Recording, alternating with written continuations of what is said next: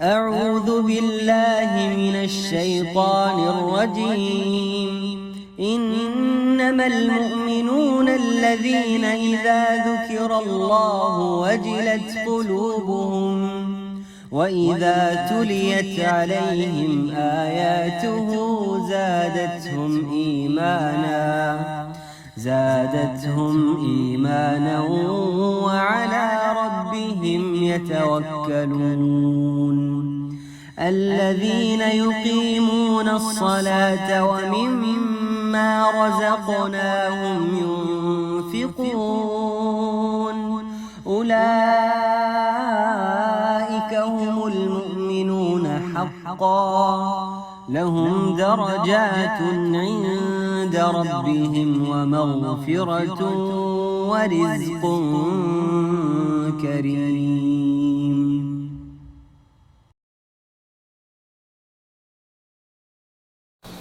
بسم الله الرحمن الرحيم. الحمد لله عدد ما خلق، والحمد لله عدد ما في السماء ما خلق، والحمد لله عدد ما في السماوات وما في الأرض، والحمد لله عدد ما أحصى كتابه، والحمد لله ملء ما أحصى كتابه، والحمد لله عدد كل شيء، والحمد لله ملء كل شيء. سبحان الله عدد ما خلق، وسبحان الله ملء ما خلق، وسبحان الله عدد ما في السماوات وما في الأرض، وسبحان الله ملء ما في السماوات وما في الأرض، وسبحان الله عدد ما أحصى كتابه، وسبحان الله ملء ما أحصى كتابه، وسبحان الله عدد كل شيء، وسبحان الله ملء كل شيء. سبحانك لا علم لنا إلا ما علمتنا إنك أنت العليم الحكيم. رب اشرح لي صدري ويسر لي أمري واحلل عقدة من لساني يفقه قولي. اللهم انفعنا بما علمتنا وعلمنا ما ينفعنا وارزقنا علما ينفعنا. ربنا زدنا علما.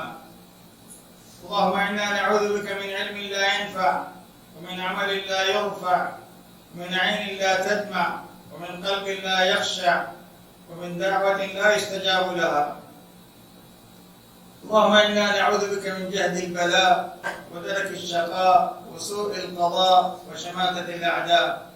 اللهم زينا بزينة الإيمان واجعلنا هداة مهتدين.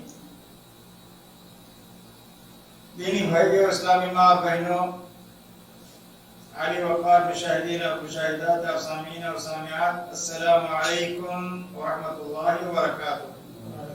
آج ہمارا موضوع سخن ہے حدیث جبریل کے منتخب علمی اور عقدی فوائد اور مسائل۔ حدیث جبریل کی شرح کا درس جاری ہے۔ حدیث جبریل کا آج کا عظیم فائدہ یہ ہے کہ نبی اکرم صلی اللہ علیہ وسلم نے صیغہ افراد کے ساتھ جس کسی کو بھی دین کی کوئی بھی تعلیم دی ہو یا کوئی بھی حکم دیا ہو یا کسی بھی چیز سے منع فرمایا ہو، قیامت تک اس کا حکم تمام امت کے لیے۔ حدیث جبریل میں تعلیم تو صرف فرد واحد کو دی جا رہی تھی۔ سوال جو کر رہے تھے جبریل امین، جواب ان کو دیا جا رہا تھا۔ وہ بظاہر ایک انسانی شکل میں آئے تھے تو وہ ایک انسان تھے، لیکن مقصود اور مطلوب تمام امت محمدیہ کے لوگ مخاطب تھے۔ سارے صحابہ اس وقت جو موجود تھے مجلس میں سب مخاطب تھے۔ اور حدیث جبریل میں جو صیغے آئے ہیں سب افراد میں ہیں۔ ان تؤمن باللہ وملائکتہ، ان تشہد ان لا الہ الا اللہ، جمع کا صیغہ نہیں ہے۔ ان تؤمن، ان تشہد، ان تعبد اللہ انک تراہ۔ تو یہ سارے صیغے مفرد کے صیغے ہیں، ایک شخص کے لیے عربی زبان میں بولے جاتے ہیں۔ تو تعلیم ایک شخص کو دی جا رہی تھی، مخاطب پوری امت ہے، الا نہیں کہ وہ شخص کی کوئی خاص خصوصیت ہو تو وہاں خاص خصوصیت کا اعتبار کیا جائے گا۔ حدیث جبریل کا عظیم فائدہ یہ ہے کہ صحابہ کرام رضوان اللہ علیہم جو اس مجلس میں موجود تھے، مجلس میں آنے والے کی شخصیت کا پتہ نہیں تھا ایک شخص کون ہے۔ حدیث کے الفاظ ہیں لا يعرفه منا احد اذ طلع علينا رجل، اچانک ایک آدمی مجلس میں نمودار ہوا۔ جب کوئی مدینہ ایک چھوٹی سی بستی تھی، کوئی آتا تھا تو اس کے آنے والے راستے سے دور سے لوگ دیکھ لیتے تھے مسافر آ رہا ہے تو پھر لوگ استقبال کے لیے جاتے اور اس کی ضرورت پوچھتے۔ یہ شخص تو مجلس میں اچانک نمودار ہوا۔ اس کا لفظ عربی زبان میں اچانک کے لیے بولا جاتا ہے، اچانک نمودار ہوا تھا اور شکل و صورت سے مسافر نہیں لگتا تھا، کیونکہ احسن الناس وجہا، نہایت حسین و جمیل شخص تھا اور ان کی خوشبو بھی ان کے جسم سے بڑی عمدہ پھوٹ رہی تھی، خوشبو لگائے ہوئے تھے، نہا دھو کے صاف ستھرے کپڑے، مسافر آتا ہے تو گرد و غبار ہٹی ہوئی ہوتی تو اس لیے کوئی پہچان نہیں رہتی۔ تو اس جملے سے معلوم ہوا کہ صحابہ کرام جو اس روئے زمین کے سب سے مقدس گروہ تھا وہ غیب نہیں جانتے تھے۔ اگر غیب جانتے تو ان کو معلوم ہو جاتا کہ جبریل امین ہے، پتہ نہیں تھا۔ اور خود اس حدیث کا بعض روایتوں میں کئی مرتبہ میں نے آپ کو بتایا کہ ما جانی جبریل الا عرفت الا وقد عرفت، جب بھی میرے پاس جبریل آتے تھے میں ان کو پہچان جاتا تھا، الا هذه المرہ، اب کی مرتبہ میں خود بھی پہچان نہیں سکا۔ اس قدر اپنے آپ کو مبہم رکھا تھا جبریل امین نے۔ ایک تو آتے ہی بدوؤں کی طرح سے مجلس کے کنارے کھڑے ہو کے بلند آواز سے السلام علیکم یا محمد صلی اللہ، اس طرح سے انہوں نے بدوؤں کے انداز میں سلام کیا۔ پھر نسائی کی روایت میں اور دوسری روایتوں میں بھی ہے انہوں نے اجازت نہ کی، ادنو، کیا میں تم سے آپ سے قریب ہو سکتا ہوں؟ آپ نے فرمایا ادنو، بالکل قریب ہو جاؤ۔ تو یہ سارے حرکتیں پھر قریب بھی جب گئے تو اتنا قریب کہ صحابہ ہمت نہیں کر سکتے تھے۔ اللہ کے نبی کی عظمت، آپ کی شان و شوکت اور دبدبہ رعب ایسا تھا نبی اکرم صلی اللہ علیہ وسلم کی شخصیت کا کہ قریب اتنا نہیں ہوتے تھے کہ آپ کے جسم لگا کے بیٹھے، تو اپنے گھٹنے پیارے نبی کے گھٹنے سے ملا لیے اور اپنے دونوں ہاتھ اللہ کے نبی کے ران پر رکھے۔ اچھا، خود اللہ کے نبی کو جب معلوم نہیں تھا تو اس سے معلوم ہوا کہ صحابہ کرام بھی غیب نہیں جانتے تھے اور خود اللہ کے نبی بھی غیب نہیں جانتے تھے۔ غیب جانتے ہوتے تو آتے بتاتے تھے جبریل تمہیں انسانی شکل میں آئے ہوئے ہیں تمہیں تعلیم دینے کے لیے۔ تو معلوم یہ ہوا کہ اللہ کے نبی اور رسول بھی غیب نہیں جانتے تھے اور تمام انبیاء اور رسول بھی غیب نہیں جانتے تھے۔ قرآن میں بے شمار مثالیں ہیں، کئی درس ہمارے اس سلسلے میں ہو چکے ہیں کہ نبی اکرم صلی اللہ علیہ وسلم غیب دان تھے اس عنوان کے تحت وہاں۔ اچھا، اس کے علاوہ فرشتے، جبریل امین خود فرشتوں کے سردار تھے، انہوں نے قیامت کے بارے میں جب پوچھا تو نبی اکرم صلی اللہ علیہ وسلم نے ان کو بتایا کہ جس طریقے سے پوچھنے والے کو قیامت کا علم نہیں ہے تو پوچھے جانے والے کو بھی علم نہیں ہے، مسئول اور سائل دونوں برابر ہیں اس معاملے میں۔ تو اگر جبریل امین کو غیب کا علم ہوتا تو کہتے کہ مجھے تو بتا دیا گیا، مجھے معلوم ہے، تو وہ بھی خاموش رہے۔ تو اللہ کے نبی بھی قیامت کے بارے میں علم نہیں رکھتے تھے، تو غیب کا علم، قیامت بھی غیبی امور میں سے ایک اہم ترین معاملہ قیامت کا۔ تو معلوم یہ ہوا کہ قرآن مجید میں 30 مقامات اور قرآن آیات میں علم غیب کی حقیقت، علم غیب صرف اللہ تعالیٰ ہی کے پاس ہے، اس موضوع پہ روشنی ڈالی گئی ہے پورے قرآن مجید میں۔ اور اس وقت علم غیب کی حقیقت کے عنوان سے جب ہمارا درس ہوا تھا، ہم لوگوں کو یاد ہوگا، فرشتے، انبیاء، زندہ، وفات پائے ہوئے اولیاء، یہ سب غیب نہیں جانتے۔ اس پر 100 سے زیادہ قرآن اور صحیح احادیث سے دلیلیں پیش کی گئی تھی، 100 سے زیادہ دلائل موجود ہیں۔ اس کے باوجود ومن علمك اللوح والقلم، اس طرح کے قصیدہ بردہ میں دوسری کے اشعار پڑھ پڑھ کے پیارے نبی صلی اللہ علیہ وسلم کی شان میں لوگ گستاخی کرتے ہیں، کہتے ہیں کہ لوح و قلم کا اللہ تعالیٰ کے نبی کو علم دیا گیا تھا، لوح محفوظ میں جو کچھ ہے سب آپ کا اسباب تھا۔ تو نعوذ باللہ من ذالک، اہل سنت والحدیث کا عقیدہ یہ ہے کہ نبی اکرم صلی اللہ علیہ وسلم کے ساتھ تمام انبیاء، تمام فرشتے، تمام اولیاء، صحابہ کرام میں سے تمام صحابہ کرام، سارے اولیاء جو اللہ کے جو ولی تھے، جو وفات پا چکے ہیں، جو اس وقت اہل ایمان ہیں، جو اللہ کے اولیاء ہیں، کسی کو بھی غیب کا علم نہیں دیا گیا۔ تمام اہل سنت کے علماء اور محدثین کا اس بات پر اتفاق ہے کہ ایمان بسیط نہیں ہے، بلکہ تین چیزوں سے مرکب ہے۔ پہلی چیز ہے ایمان میں دل سے یقین کرنا، جس کو قلبی تصدیق کہا جاتا ہے، زبان سے اقرار کرنا، جس کو اقرار لسانی یا زبانی اقرار کہا جاتا ہے۔ کتاب و سنت سے تیسری چیز، کتاب و سنت سے جتنے فرائض اور اعمال ثابت ہیں، صحیح حدیث سے، قرآن کی آیتوں سے، ان اعمال کو اعضاء و جوارح سے بجا لانا، یہ ایمان کی صحیح تعریف کے تین ارکان۔ جس قدر نیک اعمال زیادہ ہوں گے اسی قدر ایمان بھی زیادہ ہوگا، جس قدر اعمال میں کمی آئے گی، نقص ہوگا، کوتاہی ہوگی، تو ایمان میں بھی کمی اور نقص ظاہر بات ہوگا۔ تو اس سلسلے میں کئی درس ہمارے ہو چکے، قرآن مجید سے 12 قسم کے دلائل آپ کے سامنے پیش کیے جا چکے، احادیث میں سے 38 احادیث میں سے بہت سارے احادیث پیش کی جا چکی ہیں۔ تو معلوم یہ ہوا کہ ایمان مرکب ہے، حدیث جبریل سے یہ بھی معلوم ہوا۔ حدیث جبریل کا اہم ترین فائدہ یہ ہے کہ فرشتے انسانی شکل میں نظر آ سکتے ہیں، یہ ممکن ہے۔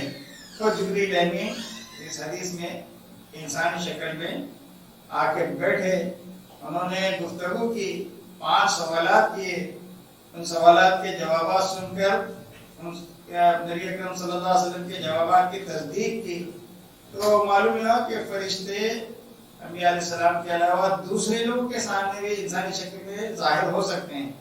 وہاں صرف نبی اکرم صلی اللہ علیہ وسلم اکیلے نہیں تھے، صحابہ کرام بھی تھے۔ تو اچھا، اس سے ایک اور مسئلہ یہ ثابت ہوا کہ عام انسان بھی فرشتوں کو دیکھ سکتے ہیں اگر وہ انسانی شکل میں ظاہر ہو۔ اصلی شکل میں آئے تو نبی جیسا نبی بھی گھبرا جاتا ہے، ان کی جسامت کی عظمت کو دیکھ کر۔ خود نبی اکرم صلی اللہ علیہ وسلم ابتدائی وحی میں جب جبریل اصلی شکل میں نظر آئے تھے تو اس وقت آپ ان کو دیکھ کے گھبرائے اور گھر میں آ کے اپنی اہلیہ سے کہا زمیرونی زمیرونی، ایک روایت میں دسیرونی دسیرونی، مجھے چادر اڑا دو، کمبل اڑا دو۔ تو یا ایھا المدثر اور یا ایھا المزمل یہ سورتیں نازل ہوئی۔ تو بہرحال فرشتے انسانی شکل میں آ سکتے ہیں، عام لوگ بھی انہیں دیکھ سکتے ہیں، ان کی موجودگی میں وہ باتیں کر سکتے ہیں اور عام لوگ ان کی باتیں سن سکتے ہیں، یہ قرآن مجید سے بھی ثابت ہے۔ اچھا، فرشتے نورانی اور غیبی مخلوق ہیں، ان کے جسم جو ہے اللہ تعالیٰ نے نہایت لطیف اور شفاف پیدا کیے ہوئے، اس لیے وہ ہمیں اپنی اصلی شکل و صورت میں دکھائی نہیں دیتے۔ اچھا، یہ اگر دکھائی نہیں دیتے تو اس کا مطلب یہ نہیں کہ وہ موجود نہیں۔ بہت سارے لوگوں نے اللہ کے فرشتوں کا انکار کیا، اور بڑے بڑے نام ہیں، اور لوگ کیا کہیں، مسلم علی گڑھ یونیورسٹی کا بانی سر سید احمد خان، اس کی شکل و صورت اور وضاحت چہرہ آپ دیکھیں گے تو کہیں گے کتنا بڑا علامہ ہوگا وقت کا۔ تو 1868 میں وہ انگلستان گیا، وہاں سے جب آیا تو اس نے قرآن کی تفسیر کی، تفسیر احمدی، تو اس میں فرشتوں کا انکار کیا۔ انبیاء کے معجزات کا انکار کیا، نعیم قبر اور عذاب قبر کا بھی انکار کر دیا. تو بہت ساری چیزوں کا، وہ مادہ پرستی کی دنیا سے واپس آیا تھا، وہاں سے برین واش کر کے اس کو ہندوستان بھیجا گیا، اور وہ انگریزوں کا کیا کہتے ہیں ایجنڈا لے کے آیا ہندوستان میں. اور اس نے کہا کہ جب تک ہم یورپ کی مادہ پرستی کی طرح ان کے طرز پہ نہیں چلیں گے، مسلمان ترقی نہیں کر سکتے. اور اس طریقے کا سب سے بڑا نقصان یہ دیکھا گیا کہ اس نے بہت سارے ہمارے دین کی اساسیات کا، مبادیات کا انکار کر دیا. کسی چیز کا نہ نظر آنا اس کے عدم وجود کی دلیل نہیں ہے. فرشتے میں نظر نہیں آتے تو اس کا مطلب یہ نہیں کہ فرشتے موجود نہیں ہیں یا ان کا وجود نہیں ہے. اس کے انکار کا کوئی معقول سبب بھی نہیں ہو سکتا. مثال کے طور پر بہت سی چیزیں ہمارے درمیان موجود ہیں، ہم کو 100% یقین ہے کہ وہ چیز ہمارے درمیان موجود ہے، ہم کو نظر نہیں آتی. ہم اس وقت سانس لے رہے ہیں، آکسیجن اس کمرے میں موجود ہے، ہم کو نظر نہیں آتی. ہماری کھوپڑی میں عقل ہے. کوئی بھی آدمی یہ نہیں کہتا کہ میں پاگل ہوں، میرے پاس عقل نہیں ہے، لیکن آج تک کسی نے اپنی عقل کو دیکھا نہیں ہے. ہمارے جسم میں روح ہے. روزانہ سوتے ہیں تو ہماری روح ہمارے جسم سے جدا ہوتی ہے، پھر اللہ تعالیٰ بھیج دیتا ہے تو ہمارے جسم میں واپس آتی ہے. سورہ زمر میں موجود ہے یہ حقیقت. لیکن اس کے باوجود آج تک ہم نے اپنی روح کو کیسی ہے، کتنی خوبصورت ہے. ہر انسان کو اپنی جان پیاری ہے، لیکن کبھی ہم نے اپنی روح کو دیکھا نہیں ہے. ایسے بے شمار چیزیں ہیں. بجلی کی شکل و صورت ہم نے نہیں دیکھی، آکسیجن کی شکل و صورت ہم نے نہیں دیکھی. روح ہمارے جسم میں موجود ہوتے ہوئے بھی ہمیں نظر نہیں آتی. روزانہ ہم سوتے ہیں، نیند ہم کو نظر نہیں آتی. تو فرشتے نورانی مخلوق ہیں، اللہ نے ان کو غیبی مخلوق ہیں، ہم کو نظر نہیں آتی. اور اللہ جب چاہتا ہے تو دکھانا چاہتا ہے تو دکھا بھی دیتا ہے. تو کسی چیز کا نظر نہیں آنا اس کے نہ ہونے کی دلیل نہیں ہے، اس کے عدم وجود کی دلیل نہیں ہے. اس لیے اس کے انکار کا کوئی معقول سبب بھی نہیں ہو سکتا. بہت سی چیزیں یقیناً ہم اس پر ہمارا یقین ایمان ہے. اللہ تعالیٰ کی ذات بھی موجود ہے. اگر ہم اس کو دنیا میں دیکھ نہیں سکتے تو اس کا معنی یہ نہیں کہ اللہ موجود نہیں. نعوذ باللہ. اللہ تعالیٰ ہمیشہ سے ہے، ہمیشہ رہے گا. وہی باقی اور دائمی ہستی ہے، اس کا وجود لازوال ہے. تو علامہ ابن حجر رحمۃ اللہ علیہ کہتے ہیں کہ اس حدیث سے مبارک سے مسئلہ ثابت ہوا کہ اللہ تعالیٰ نے فرشتوں کو اپنی اصلی خلقت سے انسانی شکل میں تبدیل کرنے کی صلاحیت عطا فرمائی ہے. فرشتے انبیاء علیہ السلام کے علاوہ دوسرے لوگوں کے سامنے بھی انسانی شکل و صورت میں آ سکتے ہیں. لوگ انہیں دیکھ سکتے ہیں، ان کی موجودگی میں باتیں کر سکتے ہیں، اور ان کی باتیں سن سکتے ہیں. اس حدیث کے علاوہ دوسری احادیث سے بھی فرشتوں کا انسانی شکل میں آنا ثابت ہے. اور بہت سارے صحابہ نے، حدیث جبریل کے علاوہ بہت سارے صحابہ کے تعلق سے حدیث میں آتا ہے کہ حضرت عمران بن حسین کے متعلق ثابت ہے کہ انہیں فرشتے سلام کرتے تھے. حضرت حارثہ بن نعمان نے حضرت جبریل امین کو اپنی زندگی میں 2 مرتبہ دیکھا. ایک مرتبہ حضرت دحیہ بن خلیفہ الکلبی کی صورت میں غزوہ بنو قریظہ کو جاتے ہوئے، اور دوسری مرتبہ غزوہ حنین سے واپسی پر. تو حارثہ بن نعمان، حضرت حارثہ بن نعمان سے روایت ہے، اور وہ کہتے ہیں کہ مررت علی رسول اللہ صلی اللہ علیہ وسلم، میں اللہ کے نبی کے پاس سے گزرا، ومعہ جبریل جالس فی المقاعد، اللہ کے نبی کے ساتھ جبریل امین پہ بیٹھے ہوئے تھے. فسلمت علیہ، میں نے کوئی مہمان سمجھ کے سلام کیا. کوئی شخص بیٹھا ہے اللہ کے نبی کے پاس. فسلمت علیہ، میں نے سلام کیا اور آگے بڑھ گیا. ثم اجلست فلما رجعت، تھوڑی دیر کے بعد پھر میری واپسی ہوئی. وانصرف النبی صلی اللہ علیہ وسلم، اللہ کے نبی بھی اس بیٹھک سے واپس ہو رہے تھے. تو قال نبی مجھ سے کہا، رأیت الذی کان معی، حارثہ کیا تم نے میرے ساتھ جو شخص بیٹھا ہوا تھا تم نے دیکھا؟ قلت نعم، میں نے کہا اللہ کے نبی میں نے اس شخص کو دیکھا. قال فإنه جبریل وقد رد علیک السلام، کہتے ہیں تم نے سلام کیا تھا تو تمہارے سلام کا انہوں نے جواب بھی دیا. تو معلوم یہ ہوا کہ صحابہ کرام نے جبریل علیہ السلام کو انسانی شکل میں دیکھا، انہوں نے ان کو سلام کیا. فرشتے انسانوں کے سلام کا جواب بھی دیتے ہیں. حضرت عبداللہ ابن عباس کے بارے میں آتا ہے، وہ کہتے ہیں کہ رأیت جبریل مرتين، میں نے حضرت جبریل کو 2 مرتبہ دیکھا ہے. ودعا لي رسول اللہ صلی اللہ علیہ وسلم، اللہ کے نبی نے مجھے 2 مرتبہ دعا کی اللہ سے کہ اللہ مجھے علم و حکمت سے نواز دے. ایک مرتبہ خود حضرت عبداللہ ابن عباس کہتے ہیں کہ میں اپنے باپ کے ساتھ اللہ کے نبی کے پاس موجود تھا آپ کی خدمت میں. جب ہم نکلے تو حضرت عباس جو اللہ کے نبی کے چچا تھے، اپنے بیٹے عبداللہ سے شکایت کے انداز میں انہوں نے کہا، یا بنی الم تر الی ابن عمک کیف کان موعدنا عنی، بیٹا تم نے دیکھا نہیں میرے بھتیجے نے کیسے مجھ سے روگردانی کی، میری طرف توجہ ہی نہیں دی، انہوں نے کوئی گفتگو ہی نہیں کی. قلت یا ابت انه كان معه رجل من اجيه، ابا جان ان کے ساتھ میں تو ایک آدمی تھے، ان سے سرگوشی کر رہے تھے، بڑے پر اسرار انداز سے گفتگو ہو رہی تھی ان کی. حضرت عبداللہ ابن عباس چھوٹے بچے تھے، انہوں نے دیکھ لیا اس فرشتے کو، انسانی شکل میں آئے ہوئے تھے، لیکن ان کے چچا، ان کے باپ حضرت عبداللہ ابن عباس کے عباس رضی اللہ تعالیٰ عنہ نے ان کو دیکھ نہیں پائے.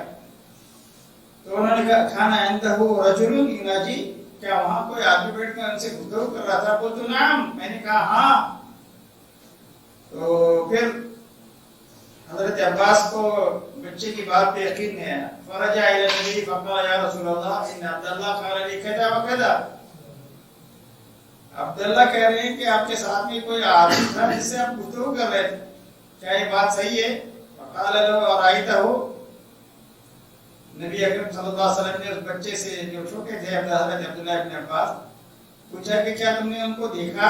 قال نعم، انہوں نے کہا بالکل میں نے دیکھا ہے. قال ذاک جبریل علیہ السلام، یہ جبریل علیہ السلام. یہ مسند فضائل الصحابہ کی امام احمد بن حنبل کی کتاب فضائل الصحابہ، اس میں روایت موجود ہے. تو بچے بھی فرشتوں کو دیکھ سکتے ہیں انسانی شکل میں. جب آتے ہیں تو بڑے ہی نہیں، بچے بھی دیکھ سکتے ہیں. تو میرے بھائیوں، اللہ آپ سب کو خوش رکھے. فرشتوں کا وجود ہے. فرشتے قرآن مجید میں ہے کہ انسانی شکل میں حضرت ابراہیم علیہ السلام کے پاس مہمان بن کے آئے تھے، اور حضرت جبریل اور وہی فرشتے حضرت لوط علیہ السلام کے پاس خوبصورت نوجوانوں کی شکل میں حاضر ہوئے تھے. اور حضرت جبریل خود حضرت مریم کے پاس بہترین قد و قامت والے فتمثل لها بشرا سویا، بہترین قد و قامت والے انسان کی شکل میں نمودار ہوئے تھے. اور فرشتے جنگ بدر میں حضرت زبیر بن عوام کی زرد عمامہ پہن کے حاضر ہوئے تھے. امام بہقی خود ان کی کتاب ہے الاعتقاد علی مذہب السلف، اس میں فرشتوں کا حضرت جبریل کا دہیہ بن خلیفہ کے شکل میں دیکھنا، جنگ بدر میں، جنگ احد میں، جنگ خندق اور حنین میں فرشتوں کا حضور ثابت ہے. تو فرشتے نظر آتے ہیں. خود اللہ کے نبی جنگ بدر میں آپ نے کہا کہ ھذا جبریل آخذ بفرسه براس فرسه علیہ اداۃ الحرب. صحیح بخاری میں روایت موجود ہے. حضرت عبداللہ ابن عباس کہتے ہیں کہ اللہ کے نبی نے جنگ بدر میں کے بارے میں کہا قال یوم بدر، یہ جبریل تشریف لا رہے ہیں اور وہ اپنے گھوڑے کے سر پہ ہاتھ رکھے ہوئے اور جن کا لباس پہن کے آ رہے ہیں. تو معلوم ہوا کہ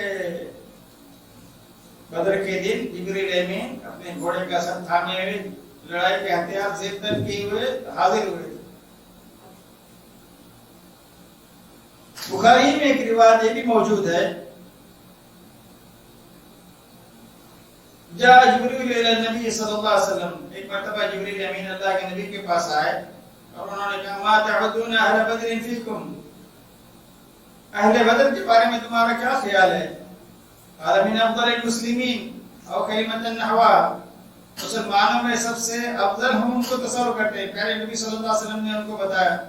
قال كذلك من شهد بدرا من الملائکہ، ہم فرشتوں میں سے جو بدر کے جنگ میں حاضر ہوئے تھے وہ سب سے افضل فرشتے مانے جاتے ہیں ہمارے پاس.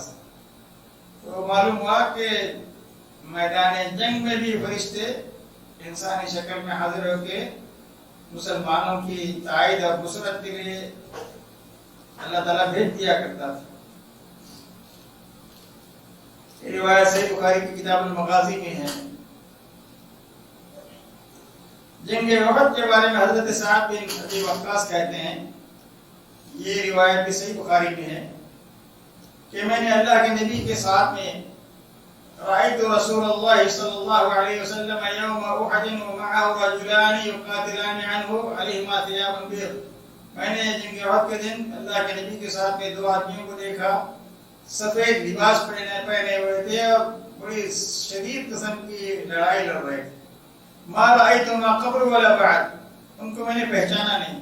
اور سارے مسلمان مدینے کے صحابہ آپس میں ایک دوسرے کو جانتے اور پہچانتے تھے، لیکن ان دونوں کو میں نے اس سے پہلے بھی نہیں دیکھا، اس کے بعد بھی کبھی نہیں دیکھا. ان کی شکل و صورت مدینے کے کسی بھی صحابی کی شکل و صورت نہیں تھی. تو ان تمام احادیث سے معلوم ہوا کہ فرشتے جنگوں میں بھی انسانی شکل میں آ کے مسلمانوں کی وہ تائید اور مدد کرتے رہے. اور جس طریقے سے جنات اور شیاطین انسانوں کو نظر نہیں آتے، سورہ اعراف کی آیت نمبر 27 میں اللہ کا فرمان ہے انہ یراکم هو وقبیلہ، وہ تم کو دیکھ سکتا ہے. اس کے شیطان کے چہرے چاٹے قبیلے کے سارے افراد آپ کو دیکھ سکتے ہیں، من حیث لا ترونہم، تم انہیں نہیں دیکھ سکتے. تو اللہ تعالیٰ نے جنات کو اور فرشتوں کو ہم سے غیب پہ رکھا ہے.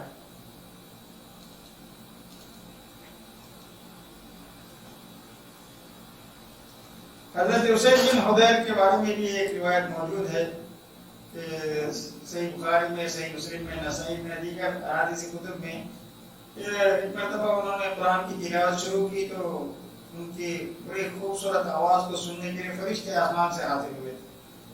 تو اس روایت میں بھی ہے کہ انک لو مضیت لرأیت العجائب، تم قرآن پڑھتے جاتے تو فرشتے تمہاری خوبصورت آواز سننے کے لیے اور قریب ہوتے، اور بھی بہت سارے عجائب تم کو نظر آ جاتے. خود حضرت ابراہیم علیہ السلام کی بیوی ام اسماعیل حضرت حاجر جب مکے میں ان کو چھوڑ کے چلے گئے اور پانی ختم ہو گیا، توشہ بھی ختم ہو گیا، تو جبریل امین وہاں اس وقت آئے اور اپنے پر سے زمین پہ مارا اور وہاں زمزم کا چشمہ چالو ہوا، یعنی شروع ہو گیا، جاری ہو گیا.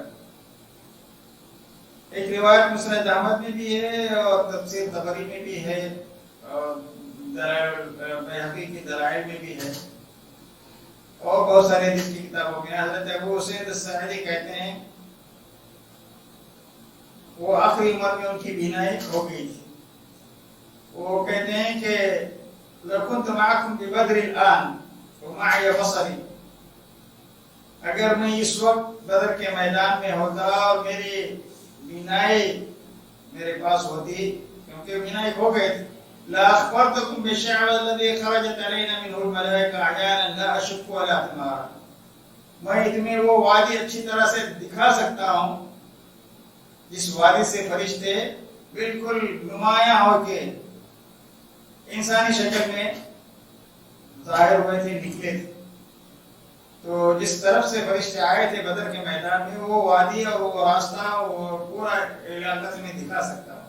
تو فرشتوں کو آتے ہوئے حضرت ابو اسید الساعدی اور صحابہ کرام نے دیکھا تھا. اور خود نبی اکرم صلی اللہ علیہ وسلم نے بھی، بخاری کی روایت آپ کے سامنے گزری کہ اپنا گھوڑے کے سر پہ ہاتھ رکھے ہوئے، جن کا لباس پہنے ہوئے میدان بدر میں حاضر ہوئے تھے. اور فرشتے مظلوم اور پریشان حال لوگوں کی مدد کے لیے اللہ تعالیٰ بھیج دیتے ہیں. ایک صحابی کا واقعہ بڑا معروف ہے اور کتب رجال کی کتابوں میں 3 اہم کتابوں میں یہ واقعہ موجود ہے. الاصابہ فی تمیز الصحابہ ابن حجر اسقلانی کی ہے. الاستیعاب فی معرفت الاصحاب ابن عبد البر کی ہے. اسد الغابہ ابن الاسیر فی معرفت الصحابہ ابن الاسیر کی ہے. ان تینوں کتابوں میں یہ واقعہ موجود ہے. ایک صحابی تھے ابو معلق رضی اللہ تعالیٰ عنہ. یہ ایک تاجر صحابی تھے. تجارت کی غرض سے اپنا سامان خریدتے، لوگوں کا مال بھی لے کر مختلف علاقوں میں جاتے بیچتے، منافع کما کے لاتے. نہایت عبادت گزار اور پرہیزگار صحابی تھے اور بڑے امانت دار اور دیانتدار اور سچے صحابی تھے. اپنا سامان تجارت لے کر کسی شہر جا رہے تھے. راستے میں انہیں ایک ڈاکٹر نے روک لیا، کہنے لگا تمہارا اپنا جو بھی ہے اللہ ما معک فإنی قاتل، سامان نکالو، پیسے نکالو، جو بھی تمہارے پاس ہے یہاں رکھ دو کیونکہ میں اب قتل کرنے والا ہوں. انہوں نے بڑی منت سماجت کی. کہنے لگے تم ٹھیک ہے ڈاکو ہو، میرے مال و متا سے تم کو غرض ہے، مجھے قتل کر کے تمہیں کیا ملے گا، سامان لے لو، مجھے جانے دو. ڈاکو مسکرایا، کہنے لگا جہاں تک مال کا تعلق ہے وہ تو میرا ہو چکا ہے، اور مال لینے کے ساتھ ساتھ میں تم کو بھی قتل کر دیتا ہوں. بہت سمجھایا، نہیں مانے تو انہوں نے کہا کہ اذا ابیت الا القتل فذرنی اصلی 4 رکعات، مجھے 4 رکعت نماز پڑھنے دو. تو اس نے کہا ٹھیک ہے نماز پڑھنا چاہتے ہو پڑھ لو، مجھے کیا اعتراض ہے، لیکن جلدی کرو. انہوں نے وضو کیا، نفل پڑھنے لگے. ادھر ڈاکو کے سر پر کھڑا ہے، منتظر ہے کہ نماز کو کب ختم کریں اور ان کو قتل کریں. آخری سجدے میں انہوں نے اللہ کے اسماء صفات کا حوالہ دے کر بڑی پیاری دعا کی.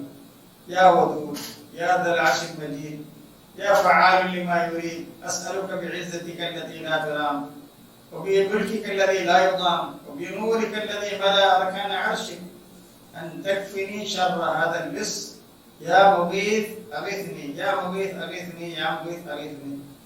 اے اللہ تو بہت زیادہ محبت کرنے والا ہے، اے خوبصورت عرش کے مالک، اے جو چاہے کرنے والے ہستی، میں تیری صفت عزت کے وسیلے سے سوال کرتا ہوں جس تک کسی کی رسائی ہو نہیں سکتی. تیری سلطنت کا واسطہ دے کر تجھ سے سوال کرتا ہوں جہاں ظلم و زیادتی نہیں ہو سکتی.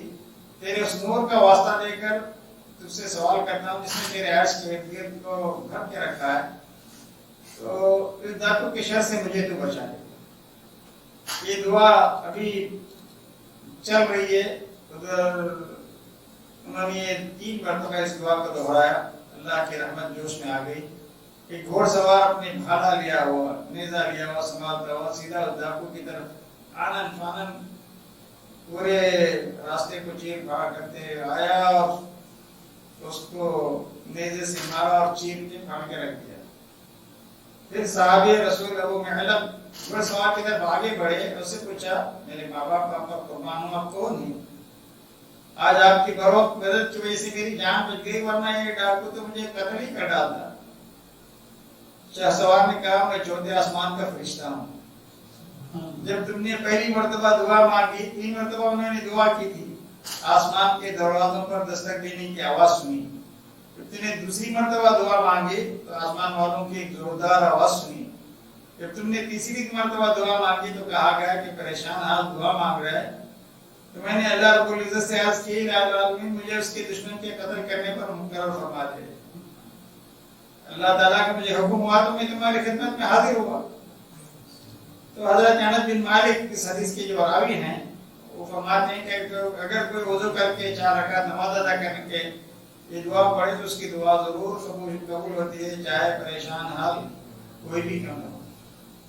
تو معلوم ہوا فرشتے انسانوں کو نظر آ سکتے ہیں، انسانوں سے ہم کلام ہو سکتے ہیں، بچے بھی انہیں دیکھ سکتے ہیں، بڑے بھی دیکھ سکتے ہیں. اور انبیاء علیہ السلام بھی دیکھ سکتے ہیں اور دیکھتے ہی تھے. بہرکیف اس حدیث کے فوائد بڑے عظیم ہیں. اور اس حدیث کا ایک عظیم فائدہ یہ ہے کہ اگر آپ سے کوئی پوچھے کہ اس حدیث میں ایمان کے 6 ارکان بیان کیے گئے ہیں, اسلام کے 5 ارکان بیان کیے گئے ہیں, تو ان میں فرق کیا ہے؟ ایمان کے ارکان میں اور اسلام کے ارکان میں فرق کیا ہے؟ اس میں کچھ فروقات ہیں. پہلا فرق یہ ہے کہ اسلام کے جو 5 ارکان ہیں وہ ظاہری عمل پر مشتمل ہیں. پہلا رکن صرف باطنی عمل پر مشتمل ہے. شہادتیں یہ انسان کے دل سے تعلق رکھتا ہے, زبان سے بھی اس کا تعلق ہے. رہا معاملہ 6 اصول ایمان یا اصول ارکان ایمان کا, تو یہ باطنی عمل پر مشتمل ہے کیونکہ ان کا تعلق غیبی امور سے, ارکان ایمان کا.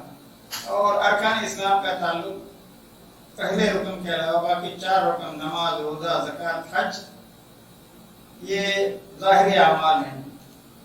دوسرا فرق یہ ہے کہ ایمان کے 6 ارکان میں سے کوئی ایک رکن بھی کسی بھی سبب سے اگر زائل ہو گیا, ایمان باللہ, ایمان بالملائکہ, فرشتوں پر ایمان, آسمانی کتابوں پر ایمان, آخرت پر ایمان, تقدیر کے اچھے برے فیصلوں پر ایمان, ان 6 ارکان میں سے کوئی بھی رکن اگر زائل ہو گیا تو ایمان کلی طور پر ختم ہو جاتا ہے.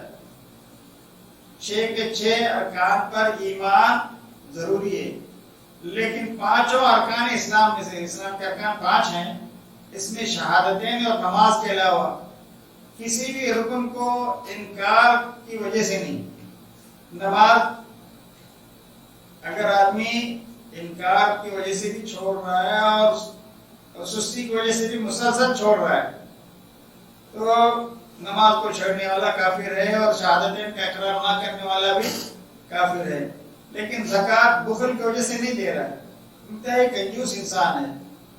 حج سستی اور تساہل کی وجہ سے نہیں کر رہا ہے, اگلے سال دیکھیں گے.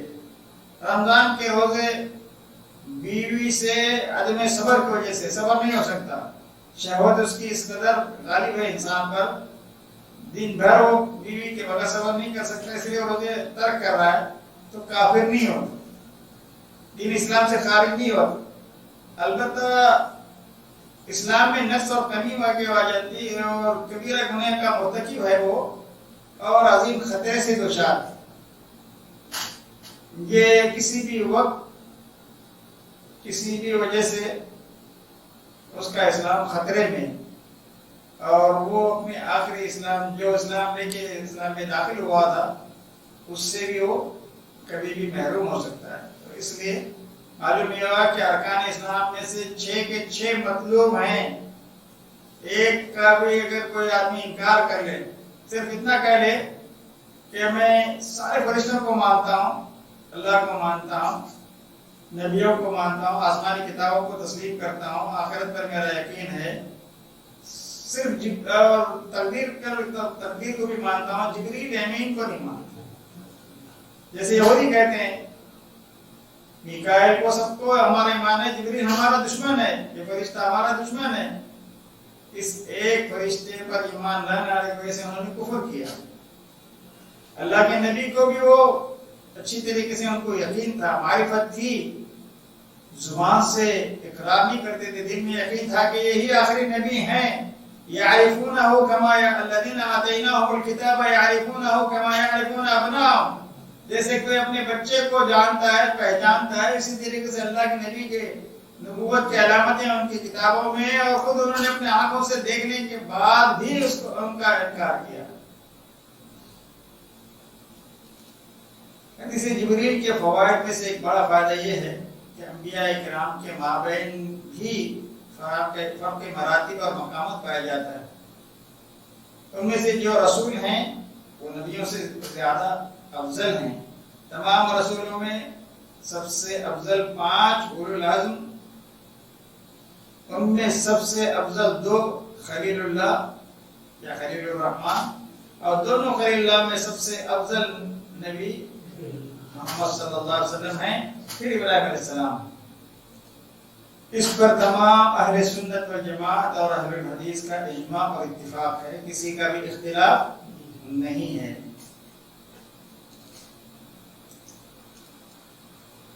اس حدیث جبریل میں ایمان اور اسلام کے درمیان لغوی اور شرعی اعتبار سے فرق کیا گیا ہے، ورنہ عام طور سے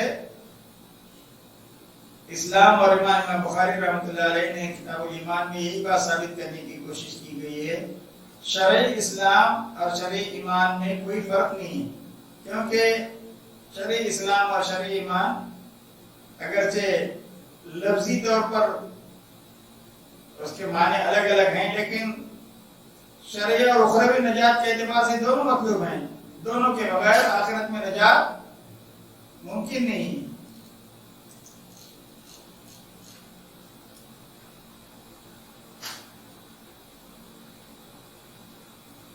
اسلام کا لغوی معنی ہے مطلقاً اطاعت اور انقیاد، اور شریعت کی اصطلاح میں اسلام کہتے ہیں، اسلام کا معنی شہادتین کا زبان سے ادا کر کے اقرار کرنا، دل میں اس کے معنی اور مفہوم پر پختہ یقین رکھتے ہوئے اس کے تقاضوں کے مطابق عمل کرنے کا نام اسلام، اور ایمان کا لغوی معنی مطلقاً تصدیق اور یقین کے ہیں۔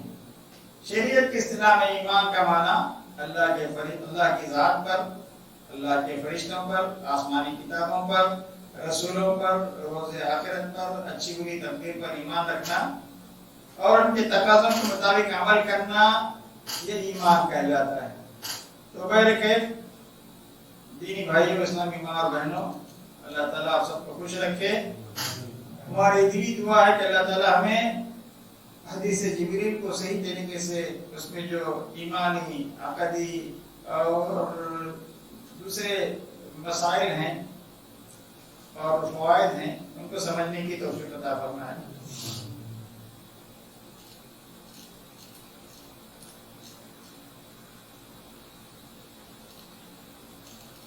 حدیث جبریل میں بہت سارے ایمانی قواعد اور توحید کے قواعد بیان کیے گئے، اصول بیان کیے گئے، محدثین نے اس حدیث کے بڑا غور کیا ہے، اور اس میں غور و فکر کے نتیجے میں بہت سارے اصول مرتب کیے گئے ہیں۔ تو ایک قاعدہ یہ ہے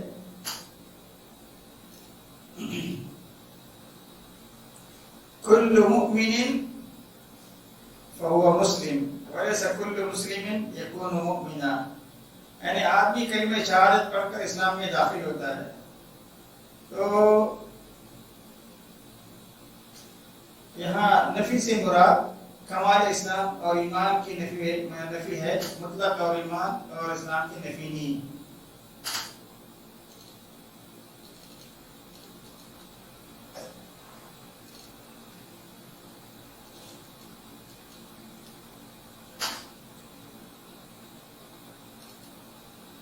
حدیث جبریل میں اسلام کے جو 5 ارکان بیان کیے گئے، تو پہلا رکن ایمان باللہ، شہادت اشہد ان لا الہ الا اللہ میں بھی ایمان باللہ کا ذکر ہے، کہ اس میں شہادتین کا ذکر ہے، اشہد ان لا الہ الا اللہ و اشہد ان تو محمد رسول اللہ۔ اس کا کیا مطلب ہے؟ شہادت کے صحیح معنوں میں شہادت کہلانے کے لیے چند کنڈیشن بیان کیے گئے ہیں، شرائط۔ پہلی شرط یہ ہے کہ علم ہونا چاہیے، علم کے بغیر آدمی شہادت گواہی نہیں دے سکتا۔ کسی بھی چیز کے بارے میں گواہی دینے کے لیے اس کو بنیادی طور پر اس چیز کا علم، شہادتین کا معنی، مفہوم، اس کے تقاضوں کا اس کو صحیح علم ہونا چاہیے، پہلی شرط۔ دوسری شرط، زبان سے یہ صیغہ اشہد ان لا الہ الا اللہ اشہد ان محمد رسول اللہ، زبان سے اس کا نطق، اس کی ادائیگی ہونی چاہیے، اللہ کہ وہ آدمی گونگا ہو، بہرا ہو، سن نہیں سکتا، کہ بھئی کیا اس سے کہا جا رہا ہے، جب سنے گا تو وہ بولے گا نا، بہرا ہو تو سن نہیں سکتا، اللہ کے اشارے کی زبان کو وہ سمجھ لے اور زبان سے ادا کر دے، اور اگر گونگا ہو تو سن تو رہا ہے لیکن وہ بول نہیں پا رہا ہے، اگر وہ اشارہ کر رہا ہے کہ کہ آسمان کی طرف اشارہ کر کے شہادت کی انگلی کو اٹھا کے کہہ رہا ہے کہ مجھے اپنے دل میں یقین ہے کہ اللہ ایک ہے، دو نہیں ہو سکتے، اس طرح سے اشارہ کر کے بتا رہا ہے. تو بہرکیف زبان سے نطق بھی ضروری ہے اور اس شہادتین کا معنی، مفہوم، اس کے تقاضوں کا ایسا ہی علم ہونا ضروری ہے.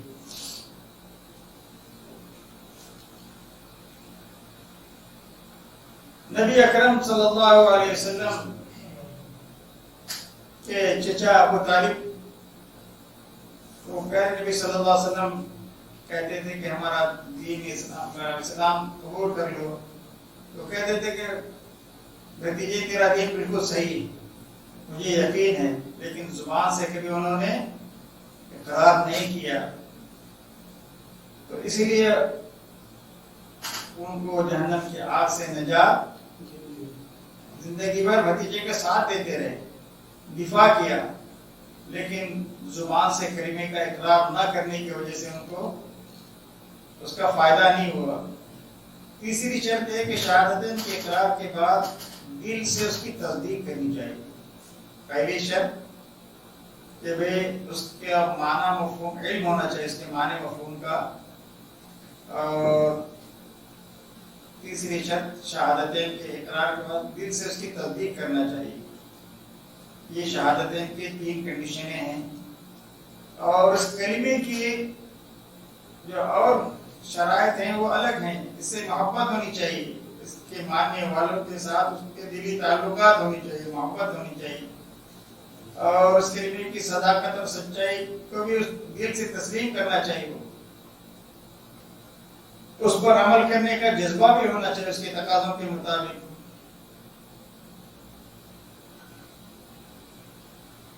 حدیث جبریل میں جس ایمان کا تذکرہ کیا گیا ہے، ایمان کے لغوی معنی جو بیان کیے گئے ہیں، تو اس میں 2 بنیادی شرطیں پائی جانی چاہیے. ایمان پہلی ہے کہ دل میں تصدیق ہو، یقین ہو، پختہ یقین ہو. دوسری شرط ہے کہ وہ زبان سے شہادتین کا اقرار کرے. تیسری شرط یہ ہے کہ اس کے جو تقاضے ہیں اس کے مطابق اس پر عمل کرنا ہوگا. اس لیے ایمان کی جو تعریف کی گئی، اقرار باللسان، تصدیق بالجنان، عمل بالارکان. تو آپ سے کوئی ایمان کی صحیح تعریف اگر کوئی پوچھے، اصطلاحی تعریف اگر کوئی پوچھے، تو یہ کہیں کہ زبانی اقرار جو کلمہ ہم پڑھ رہے ہیں اس کا، اور تصدیق قلبی اور عملی ثبوت. جتنے فرائض ہمیں دین میں بتائے گئے ہیں، جو بھی واجبات ہمیں بتائے گئے ہیں، سکھائے گئے ہیں دین میں، ہمارے قرآن اور حدیث میں، ہمارے اعضاء اور جوارح کے ذریعے سے عمل کر کے بتانا کہ بھئی نماز پڑھنے کو کہا گیا ہے، نماز پڑھ رہا ہے ایک شخص، زکوٰۃ دینے کو کہا گیا ہے، صاحب نصاب ہے زکوٰۃ دے رہا ہے، حج کرنے کو کہا گیا ہے، حج اس پر واجب ہے، فرض ہو گیا ہے، ادا کر چکا یا کر رہا ہے. تو سارے فرائض اور واجبات کو اعضاء و جوارح کے ذریعے سے عمل کر کے دکھا دینے کا نام ہے عملی ثبوت مہیا کرنا. تو انہی چند الفاظ پر آج کے اس درس کو یہیں پر روک دیتے ہیں. اللہ سے دعا کرتے ہیں کہ اللہ تعالی ہمیں اس حدیث کی مزید سمجھ عطا فرمائے، سلف صالحین کے سمجھ کے مطابق، اور مزید در مزید اللہ تعالی ہمیں دین کا صحیح علم عطا فرمائے اور اس علم پر ہمیں عمل کرنے کی توفیق عطا فرمائے. وصلی اللہ علی نبینا محمد وجزاکم اللہ خیرا.